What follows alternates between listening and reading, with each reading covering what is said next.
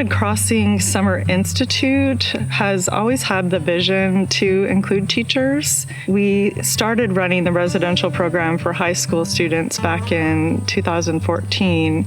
And so it's been really exciting this year to have funding so that we can have a separate teacher week.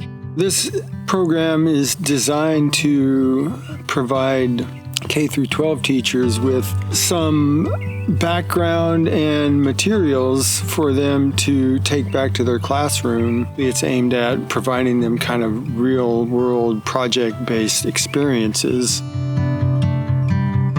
A coworker of mine forwarded me a newsletter saying she thought this would be a good opportunity for students. And I looked at it and I said, oh, teachers can go too. The thought of having summer camp for teachers was just too irresistible of an opportunity to pass up. We offer a stipend for any of the teachers who attend for the week, and that's to pay them for their time in being here because they're all off contract. Since there's a stipend involved, it didn't cost me anything. I'm teaching this year a component of a course which has sort of had an evolution from creative writing to then really sort of focusing in on creative nonfiction and naturalist writing. And then the last 2 years, that has taken on a component of visual storytelling. Looking at the canyon and learning about that history really, as a history teacher, brings the story and the history to life. If I had looked this up in a book, I don't think it would have been as powerful in terms of then inspiring me to create this unit for my students on pictographs and petroglyphs. I worked with the macroinvertebrates. We have a creek right by our school, and I do go out and collect with my students frequently, and I wanted to be able to do it in a more accurate way.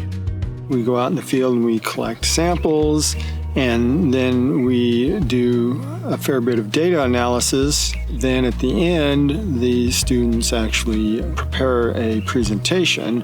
And the idea here then is to then provide a model for the K-12 teachers that they could actually take back to the classroom and do this with students in their classroom. Before yesterday, I'd never used a chop saw. And I made a lot of cuts. I got to learn how to strip wires and make connections and use a multimeter to see if my circuits were complete and if my solar panel was actually charging. Putting in that last screw into getting the solar panel installed and putting on a little plaque with the Cottonwood Canyon logo and my name felt really great. This week has been filled with just amazing experiences. I just feel like they've pulled out all the stops for this little group of educators here. This state park, it was really designed and built with the idea of intentionally providing a space for outdoor education. So we've been really fortunate to be part of that and to be able to grow with the facilities as they grow. The facilities are great. It's quiet. There's lots of green. Just to see the difference from when the park took it over to now, it's really progressing forward and becoming a very comfortable space to be. It's awesome to have showers. The outdoor kitchen is super fun. The food's good here. We make some great stuff. If someone were to come to me wondering if they should attend this, I would say go for it, because this is the best professional development I've ever attended as a teacher. I got to learn real skills. I'm taking home something I built.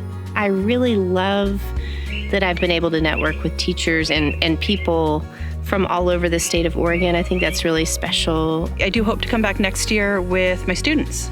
I'm hoping I can get some students to come out and I can do the student program with them next year. Having this as a pilot program has really demonstrated a curiosity and an opportunity to engage with teachers. Having that collaborative exchange here in the outdoors in an experiential learning environment is not only a better way for us to become better teachers, but I think to become more attuned to the sort of needs and wants of our students. Given the opportunity, I will come back as many years as I can come back. What they have created out here is, it sounds so cliche, but it's magic. And I've never felt like, is this over yet? I don't want to go home tomorrow.